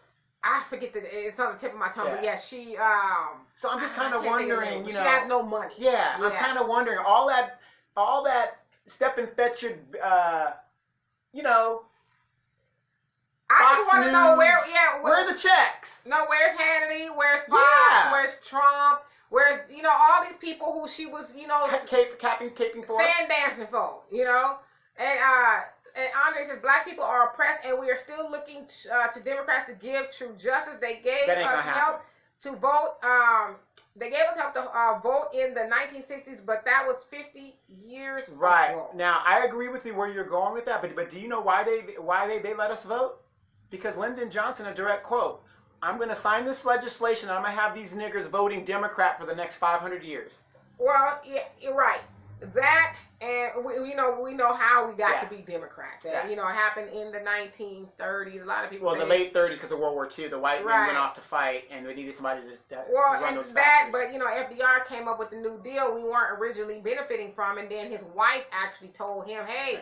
You need to include the Negro population, Well, no. But like when we went to war, all the white men left, and anybody factory. That's where all the blacks moved from the South up to the north to man these factories. That was the biggest incentive for the big migration. Right. Well, migration. Yeah. But I'm saying as far as voting Democrat, that's how we started to migrate to the Democratic Party. The opportunities and stuff like that. And then Sydney says, while she called, and she's replying to Tay, she called in a favor. She called in something. And Tay says Joe Biden just popped all the way off during his press conference. Joe was big mad. Dang. So he talked about Trump trying to get him. He's trying to get China to investigate him out of Ukraine, and I guess the Ukraine is now saying they're going to do it. Yeah, but see, here's what everybody's got to understand. I don't care if you're a Democrat. I don't care if you're a Republican. Me and D and I say it all the time. It's two arms of white supremacy, so it doesn't matter. We have to start doing our own things, start looking after our own people, and start practicing group economics among ourselves like the Asians do. Do you think the Asians really care? You ask yourself, the average Asian, are they Democrat or Republican? Right off the top of your head. Isn't that hard to think about? Because Asians are business people, so those ones would most likely be Republican. They we don't need their money. Exactly. They use the money now. Don't get it twisted. They come over and get these grants and all of that. Exactly. But they build. And so they y'all can have all that political stuff. Yeah. Like I said, come into our nail salon. Yeah. If you think about the average Asian, you cannot definitely say that's a Democrat or a Republican. Now, a Hispanic, Democrat. Right. Most cases, some of them, a third of them are at least Republican. Yeah, some of them, yeah. But black people, Democrat. Done. Right. And if you, again, you guys, if you're watching this on the watch party, please come over to my page and click, and you can comment from my page because I don't see your comments, unfortunately.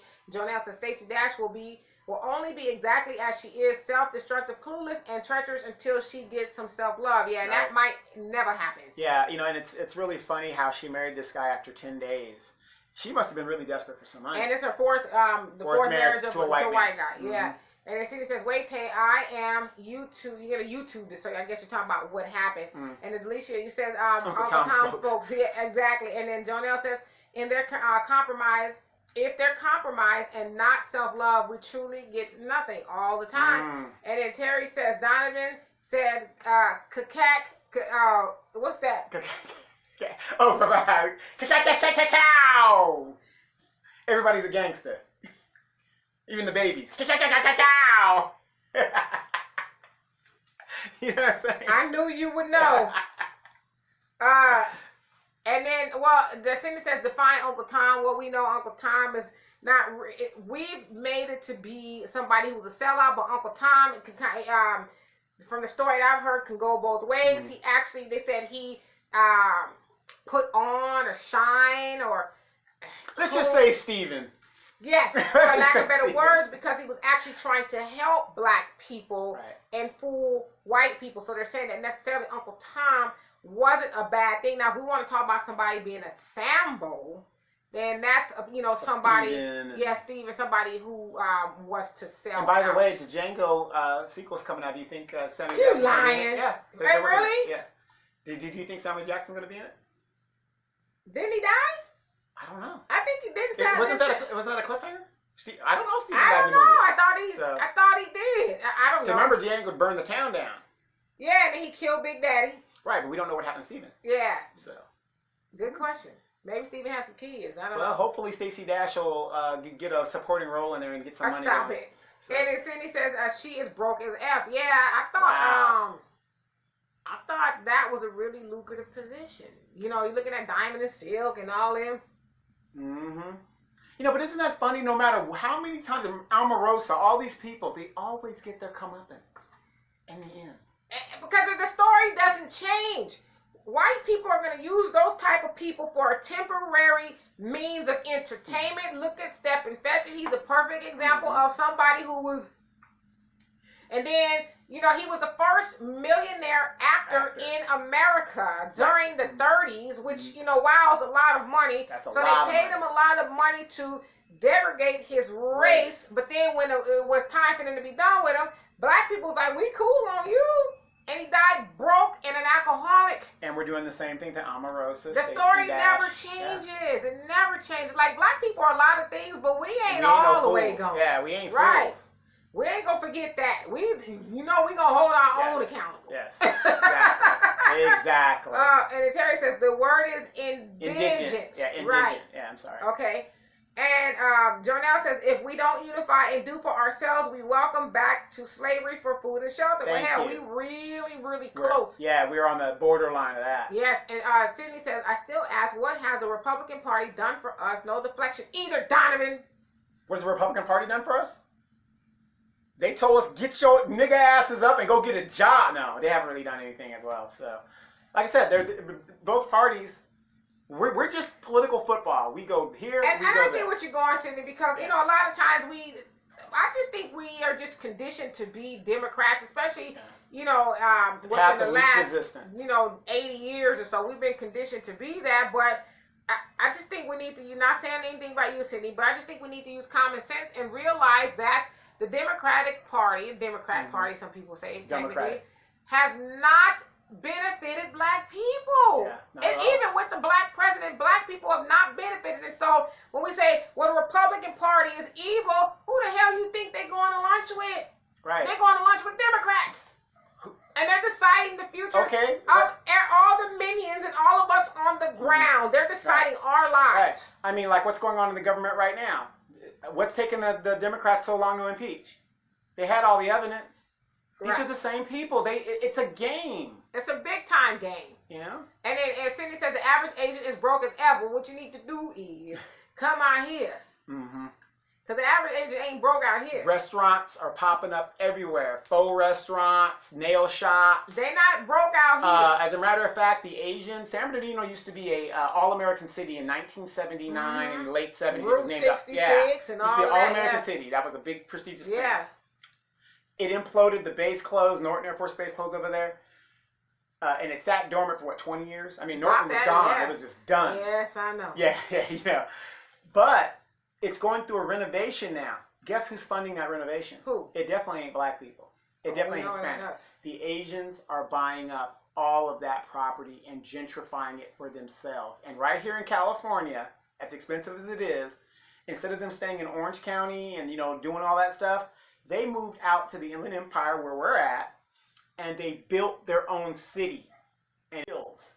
And mostly Asians are out there. Yeah, in Anaheim. Mm-hmm. Anaheim is predominantly, I don't predominantly, but there's a lot of Asians out there. But they moved out and did Chino Hills, and they built Chino Hills. And Jonelle says, builders don't beg, they produce. Yes. You better believe it.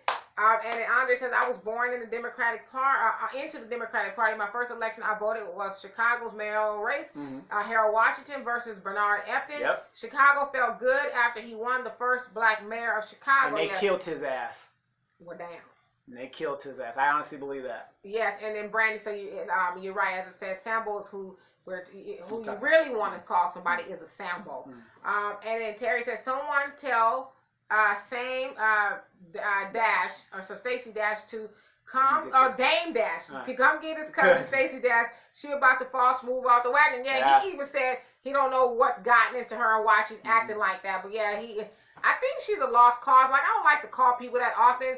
But Stacey don't want nothing to do with black people. I mean, hell, she sat on Fox News and said that she doesn't think there should be a such thing as a Black History Month. Yeah, but it's funny how most of her career was built on the black side you ain't of lying. Hollywood. Right. That's where, she got most of her support. That's usually how, Clueless is, because even on the when she was walking to the police car, you can hear the police officer asking her, she goes, I'm an actress, I was on Clueless, and I'm a Fox News contributor. Those are like... Yeah, they're like code words. Like the officer's supposed to, let me let you go. Yeah, that Fox News was supposed to be the ticket. That was supposed to be it right there. And then so Cynthia says, I heard the Asians are taking over Cali, but out here they ain't. Yeah, Cali is... Yeah. Well, Pacific... We're a Pacific side of the country, so yeah. Yeah, everybody want to come to California, and I say if you got some money, come on. Yeah. Yeah, if you look at my page today, I was at the gas pump, and I actually put up, because a lot of my friends didn't believe me, that gas is in some places $5. Yeah. Where I'm at right now, down the street, the gas is $4 a gallon cheap. That's the cheapest I can get in my area, $4.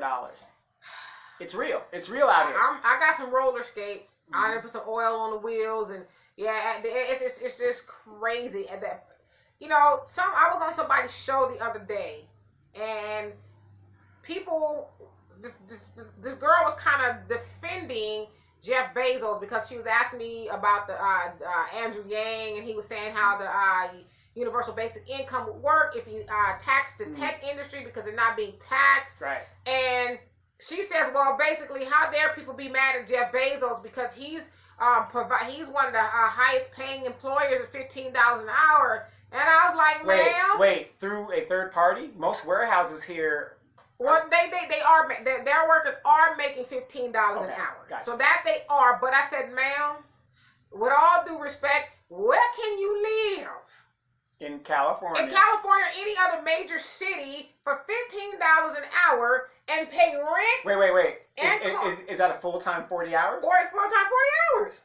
Do the math on that. Oh, yeah. No, if you're doing $15 an hour, that's just your rent. You're not talking about eating. How are you going to eat? And then for his Whole Food workforce, he cut their medical benefits. And so, $15 an hour is better than 10, I guess. But you ain't making no living off of 50. Really, technically, the living wage should be between 20-something and $30-something an hour. $23 an hour, here, at least here in California. Yeah, But they don't want people to. They want everybody to stay. They want to give you just enough to live. Right. So we going through it out here. And so let's see. And then Terry says, vote your interest, but do for self. Absolutely. Cindy says, I was wondering how a woman from the Bronx, Stacey Dash, turned the hood turned out that way. Well, you know, it's like a lot of us, we think if we do things their way and be like them, they'll accept us. But that comes from having never accept us. No knowledge of self and no self-love, because ain't nobody, if you had love yourself, and you know, Jonelle, I've been quoting you for the last, since you said this. 4 years? Well, no, really, from the last show, he says you protect what you love. Right. So when you love yourself and you love your people, you don't allow people to do any and everything to you. And so Stacey doesn't love herself. She thinks she's not even white. She's Mexican and black. So or Puerto Rican. Is she like Puerto Rican? Her mama's Mexican. Oh, Mexican. Yeah, from what I understand, her mom's Mexican. Her daddy is Bajan, something like that. And Cindy says the same in the city for gas. New Yorkers come to New Jersey to get gas, so they gonna go spend $30 or $20 to go get cheaper gas. Yeah, see, Cindy, the good thing about you guys is you guys have a mass transit system to where you don't need a car. Right. We don't have that. Some places out here that you got to walk 2 miles to catch a bus. Yeah, just to get on the Metrolink, and then it's broken. You know, it's just, you got to have a car here. And Jonelle says, "Oh, you're right, Donovan. They killed Harold because he was about the justice for all." But majority of these blacks now, it's just a cloak in the in joke in their position and limited in their white allowances and compromise for comfort, like Judge hugging Amber Guyger, for example. Absolutely, yeah. They don't make them like that no more. Yeah, a lot of people don't realize when these cities were like run into the ground by these Democrats and these white folks and stuff like that. That's when these black mayors started coming up. What's his name? Jackson in Atlanta came up, and all these people like that. And this is what happens. Just like Obama as the president right here. And like I said, I'm not an Obama supporter. I'm not, but I understand why he was put there. But the black guys come in, they fix the damn city, get everything righted, and then they either kill them off or the white man comes immediately right back and tears it all back down again. Right. And that's what happened. And I honestly believe that they killed that man, because for Chicago, in the situation that the Dailies left it, he came in there, turned a lot of stuff around, and as soon as they saw that this guy was going to be popular and probably even go on a national level, they got rid of that nigga. So you gotta go. You got to go. And Andre, we don't like you very much. Talking about gas is $2.45 in St. Louis. What? But it was $2.45 back in 1991. Right, somewhere around there. You know, God, we ain't seen that kind of gas price in. It's been a long 25. time. It's got to be a little over 20 years. Now I think it's been a little bit more recently than that, because I remember. My daughter was in high school. Yeah, but I mean a few weeks at $2.45. I hit $1.99, and I remember when it hit that. Yeah, we go on the road because I had my expedition, so I didn't go too far then. You know. Yeah. And I'm gonna tell you how messed up California is, everybody out there.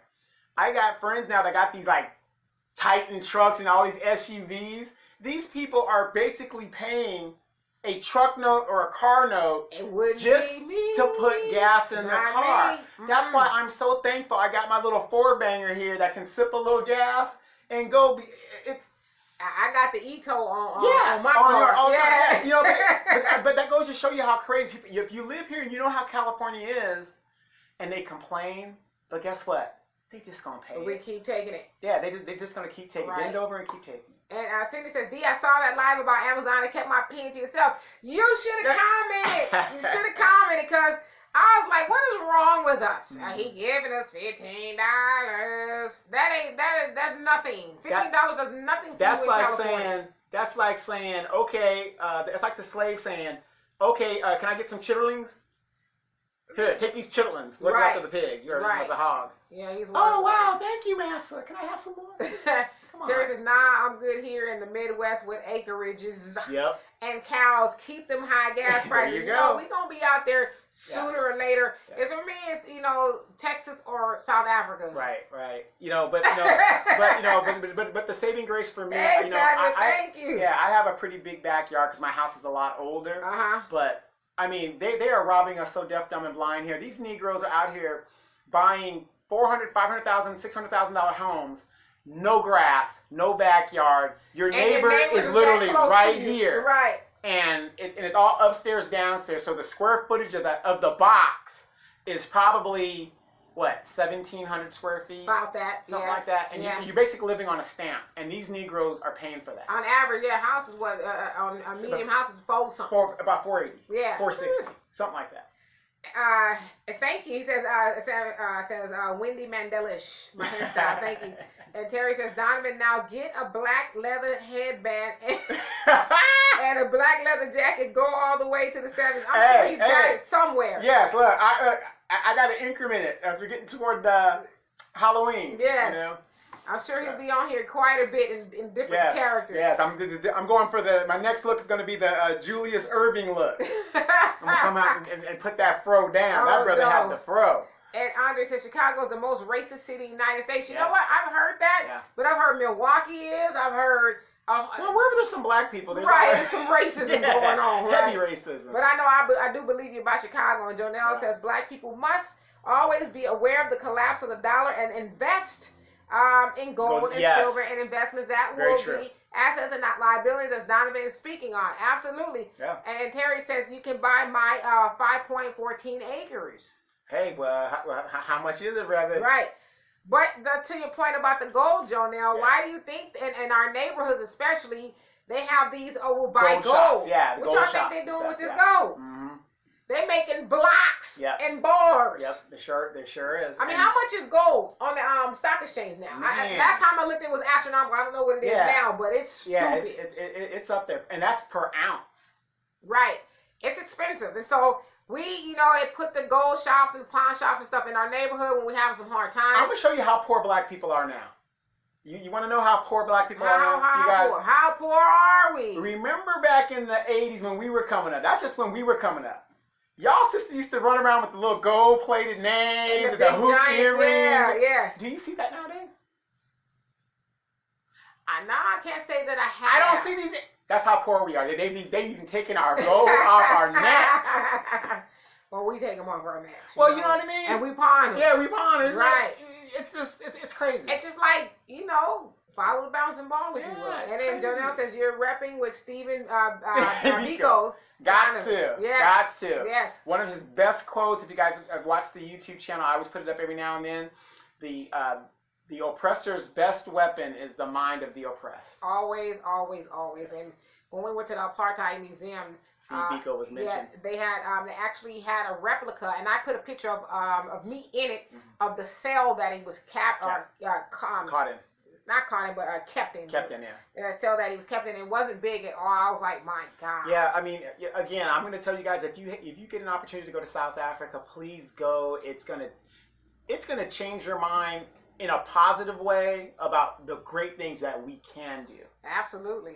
And Andre says maybe black people should migrate to the South. Well, it's the most black. That's where the most black people are is in the South now. It's like we're going back to where we came from, during segregation. No, I don't think we've gone far enough. We need to get on them boats and then head on back. Right. Complete. Yeah, I mean, but I feel like why not go, if we're not going to go back to Africa, why not go where the most concentration of us is and build and do those things. Like California, I hate to say this about black people in California, but our population is done. We're done.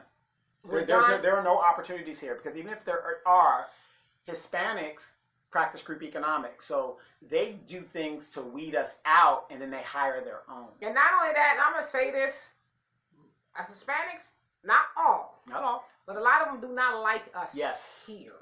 And it is becoming more and more evident today. My daughter, myself, and I were on the mountain today coming down, and the 3 Hispanic gentlemen were riding their bikes down, and one almost hit my friend. We didn't see the other one coming. The other one comes down and almost runs into my friend, didn't say excuse me or nothing, and I said, excuse me, didn't turn around, so I called him a nice name.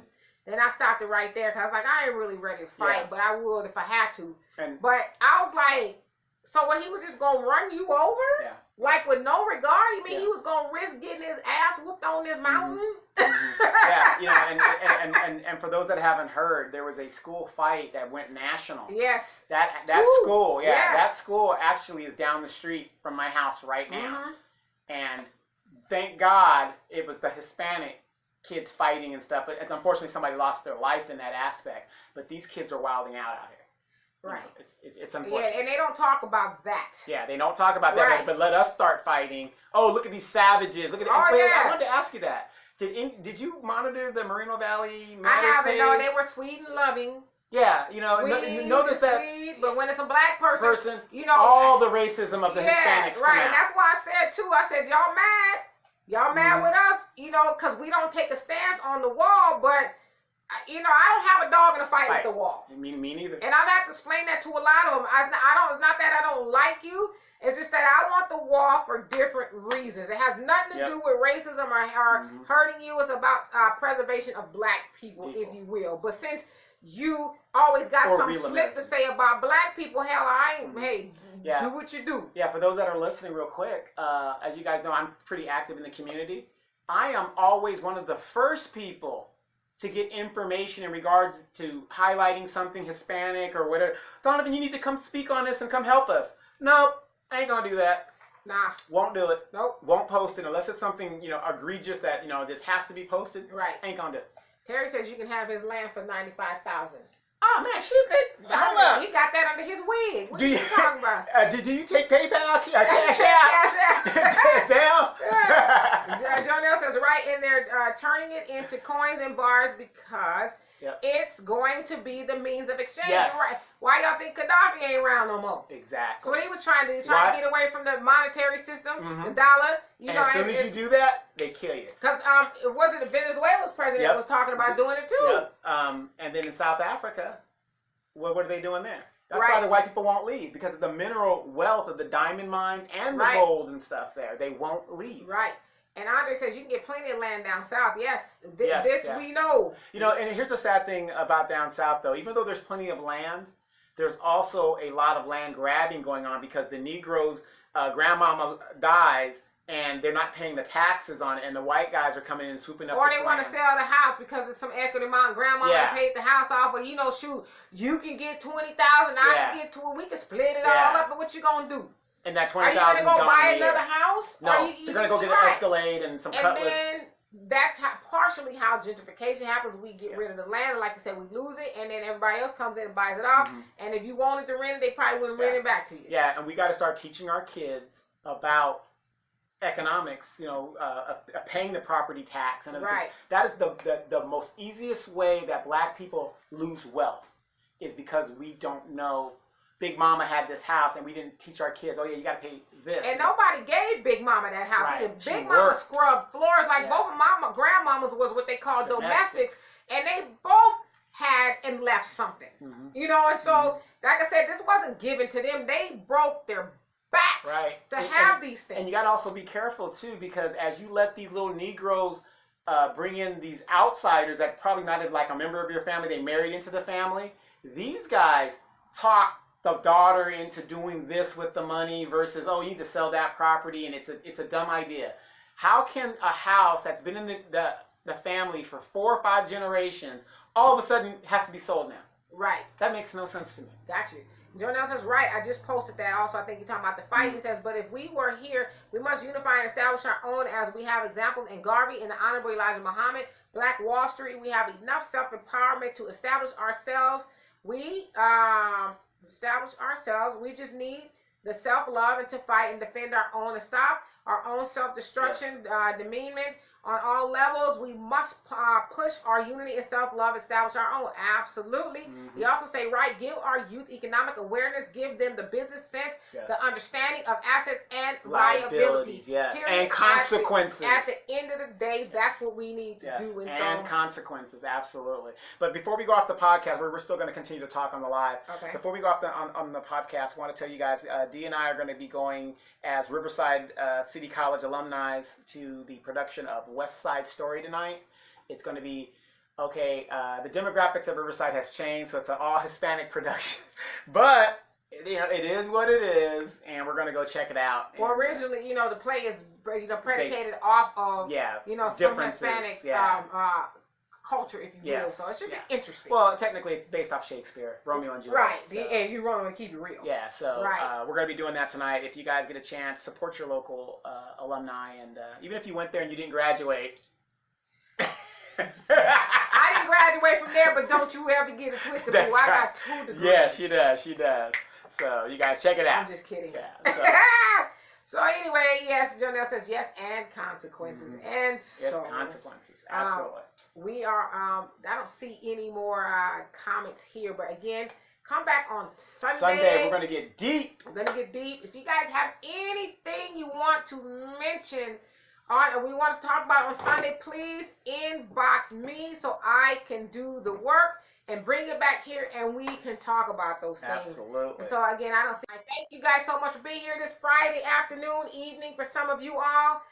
Please enjoy the rest of your weekend. And as I said, we will see you on Sunday. I don't know what Donovan's wig is going to be like. Maybe it'll be blonde. I might turn it purple because, you know, I want to look like a purple Smurf or something. I don't know what it's going to be. Stay tuned. Or and then like... Terry says exactly, we Bears have owned our land since after slavery. Wow. See? And that's it what I'm cannot talking be about. sold. We make sure that the taxes are paid because white folks have been waiting to take it from us ever since we owned it, and it's on my mama's side as well. Wow, that is awesome.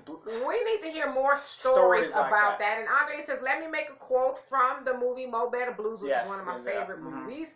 Denzel Washington tells Wesley Snipes, if we had to depend on black people to eat, we would starve to death. Yes, absolutely. We need to change that narrative. Right. But in the word, before you guys forget, in the words of that great black prophet, I want to give you peace, love, and... So. And Terry says, love your hair, Demetra. And Al Jackson would have been to California quick if something would have jumped off. Yeah. And that's what he always said. Why does stuff always happen when I'm not there? I'm like, I don't know. So anyway, we will see you guys on Sunday, 3 p.m. Pacific Standard Time. Be here. Peace. Peace.